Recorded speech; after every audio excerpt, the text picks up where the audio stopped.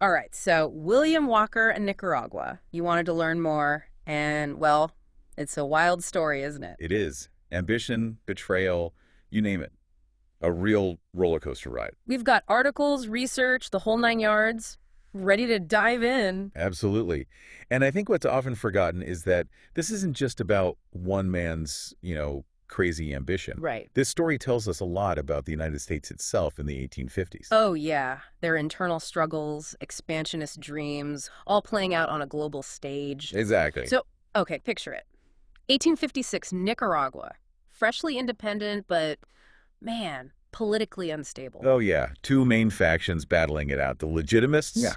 kind of the old guard, right? Conservative elite. Mm. And then you've got the liberals, pushing for reforms, democracy. Making Nicaragua ripe for outside influence. Exactly. Vulnerable. And that's where Cornelius Vanderbilt comes in. Oh, yeah, the tycoon. Already incredibly wealthy. He's got his eyes on a prize. Controlling the transit route through Nicaragua. That's the one. Huge profits to be made.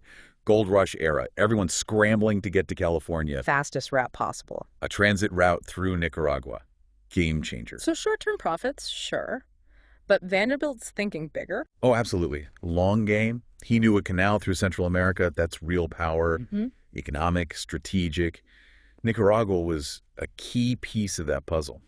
And he was determined to have it. But then William Walker arrives on the scene, and this guy's a filibuster. Essentially a private citizen leading an army. Trying to seize control in foreign countries. He's already tried in Mexico, actually. Failed, right? Failed. So why Nicaragua? It seems he saw opportunity. A country in civil war, weakened, divided, perfect for someone like Walker to exploit. And to build his army, he's promising land to anyone who'll fight for it. Imagine that. 1850s. You're a young guy. Maybe you're restless, looking for adventure, maybe a fresh start. Or, hey, maybe you believe in Walker's vision, a new republic. Yeah. And the historical accounts show us his recruits, they came from all walks of life. So this ragtag bunch sails to Nicaragua, Walker leading the charge. But his arrival, not exactly a hero's welcome. No, not at all. In fact, he loses pretty badly at the Battle of Rivas. Men lost, forced to retreat. A major setback. But then this bold move, he captures Grenada, not through force, though. No. This is where the story gets really interesting. He hijacks Vanderbilt's own steamship. Little Virgin. Bold move. Catches the crew off guard, takes the ship, uses it to move his forces across Lake Nicaragua right under everyone's noses. A gamble that paid off. Captures Grenada with hardly any resistance. So he's in control of Grenada. But things, well, they get complicated. Tension brews between Walker and the Nicaraguan leaders. Culminating in the execution of General Corral. A respected leader of the Legitimists, seen as a direct threat to Walker's authority. And Walker. Accuses him of treason, stages a trial, has him executed by firing squad. Ruthless. It solidifies Walker's control, but also creates a ton of enemies. Not to mention Cornelius Vanderbilt watching all of this unfold. Walker's actions. A direct threat to everything Vanderbilt has built in Nicaragua. Yeah. That hijacked ship, disrupting the transit route, basically stealing funds from Vanderbilt's company. Infuriated him. Vanderbilt knew he had to act. He had the power to hit back hard. Controlling those steamship lines, right, absolutely essential to Nicaragua's economy. Lifeline. And Vanderbilt makes a drastic move. He cuts Nicaragua off. Completely. No more steamship service. Devastating for Walker. He relied on those ships for everything. Supplies, reinforcements. This is a high-stakes chess match. These two titans, with Nicaragua as the board. But Walker, he's so focused on consolidating power within Nicaragua. Not really thinking about the long-term consequences of making an enemy like Vanderbilt. Blinded by his ambition, maybe? Laser focused on bending Nicaragua to his will, no matter the cost. And that focus takes a dramatic turn. Walker declares himself president of Nicaragua. Shocking. But, get this, he gets U.S. President Franklin Pierce to recognize his regime. International politics at its finest. So, Walker's the president, backed by the U.S. What's his rule actually look like? Not a democracy, that's for sure. Iron fist. Property seizures, executions, these vagrancy laws, forcing people into labor. Brutal. One source describes a Nicaraguan farmer. Okay.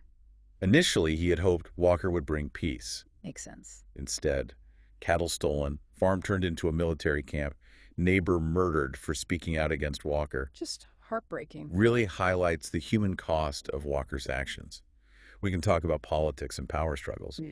but it's real people's lives that are shattered. Walker created widespread resentment. The Nicaraguans had hoped for a better future after independence. And instead, they're caught between warring factions under the thumb of a dictator.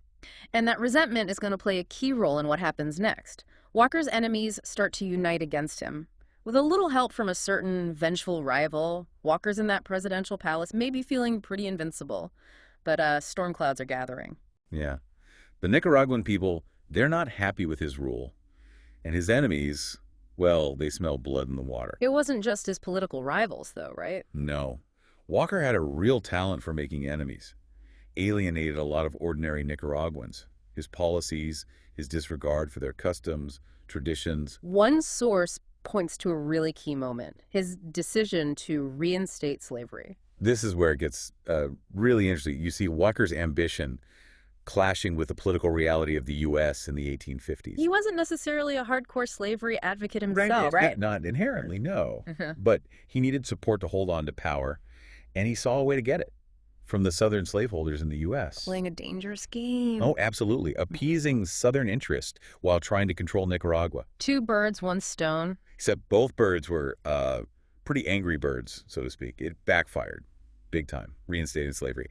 Hugely unpopular in Nicaragua, alienated a lot of his supporters there. And of course, it fueled the fire in the U.S. You know, they're on the brink of civil war over slavery. Walker's playing with fire. More like juggling chainsaws. One slip and... everything comes crashing down. Exactly. And that's what happens. As Walker starts to lose his grip, a familiar face reappears. Cornelius Vanderbilt. Ah, right. The steamship magnate. Yeah. Biding his time. Oh, he was watching, believe me, fuming. Walker had disrupted his business, stolen from him. But it was more than that. It was personal. This was an attack on everything Vanderbilt had built. So revenge time. You could say that.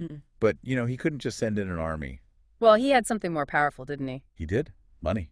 Influence. And he used it. Started funding Walker's opponents. Weapons, supplies, even helped plan their strategies. So he's not just settling a score, he's trying to reshape the game. Right. Get rid of Walker, potentially gain even more control over that transit route. It was a smart move. The groups opposing Walker with Vanderbilt's backing, they start winning. What does Walker do? He's not just going to give up, right? No. But his response, desperate. He's losing ground. So he orders the burning of Granada, one of the most beautiful, historically significant cities in Nicaragua. Those sources describe it as just horrific. Chaos. Walker's soldiers, many of them drunk, demoralized, burning buildings, looting. It was senseless. Further alienated the Nicaraguans, and really, it sealed Walker's fate. This is a leader lashing out. Yeah, facing defeat and causing lasting damage in the process. So cities burning, armies falling apart, Vanderbilt's funding his enemies. What options does Walker have left? Not many. He's surrounded, outnumbered, support dwindling. Shakespearean almost. Isn't it? Ambitious man trying to build an empire, brought down by his own arrogance and a powerful rival. And this is where the U.S. Navy enters the picture. Oh. The USS St. Mary's arrives. Okay. The captain negotiates Walker's surrender. Convenient timing. You think? Vanderbilt probably had a hand in that too. Used his influence to pressure the U.S. government. So that's the end for William Walker in Nicaragua. Defeated, forced to surrender. But we know the story doesn't end there. Oh no. As he's escorted onto the ship, he insists on being called President Walker of Nicaragua, defiant to the very end, and he vowed to return. Setting the stage for the next chapter. But before we get there, let's take stock. What have we learned so far? Well, this deep dive into Walker's time in Nicaragua, it's complicated, right? Ambition, greed, political maneuvering, and the very real consequences of meddling in other countries' affairs. And how personal rivalries can shape history. Absolutely. I mean, what if Vanderbilt hadn't gotten involved? Would Walker have held on longer? Who knows? Good question. What's clear is Vanderbilt's involvement. It was a major factor in Walker's downfall. Walker sails off into the sunset, defeated but not giving up. What happens next? Well, for that, you'll have to join us for the next part of this deep dive. We'll explore Walker's later attempts to regain control in Central America and the lasting impact of his actions. Because history, well, never really ends, does it? The past shapes the present. And understanding that, well, it helps us make sense of our own world. Last we left off, William Walker was sailing away from Nicaragua, defeated, but still calling himself the president. It's hard to imagine, what was going through his head. Well, you gotta remember, this guy, He truly believed in his own destiny. Like, it was preordained. He was meant to rule Nicaragua. And just getting kicked out by, what, a whole bunch of armies? Not going to stop him. Delusions of grandeur, maybe? Maybe. But he wasn't just some, crazy guy ranting alone.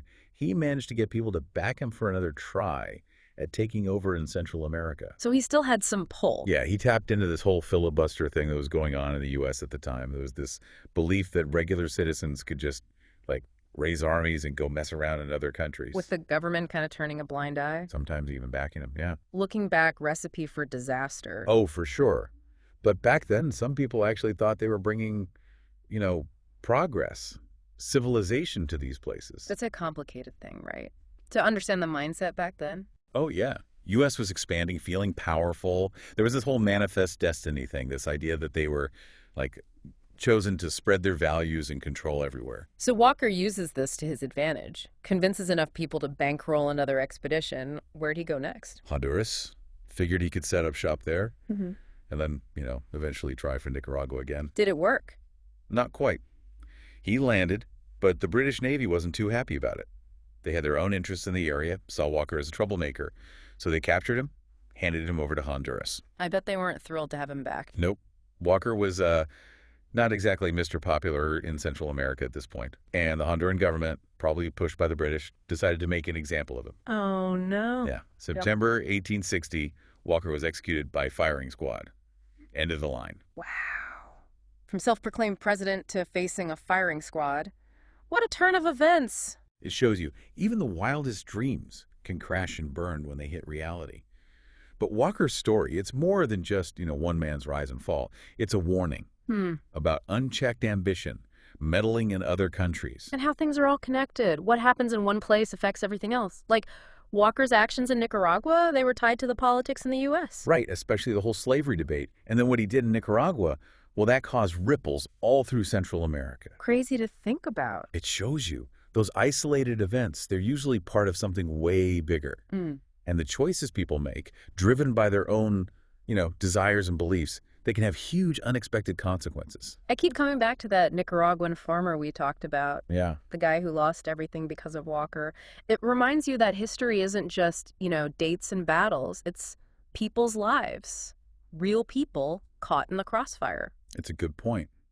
And, Walker's story, it's not just ancient history. We still see powerful countries messing with weaker ones, often with terrible results. It's a lesson we got to keep learning. So as we wrap this up, big picture, what's the main takeaway? History is never really over, is it? The past, it echoes in the present. And we got to listen to those echoes, figure out how they're still shaping our world. Well said. And on that note, we'll leave you to think about it all. Thanks for joining us on this deep dive. Until next time, keep exploring, keep asking those tough questions, and keep learning.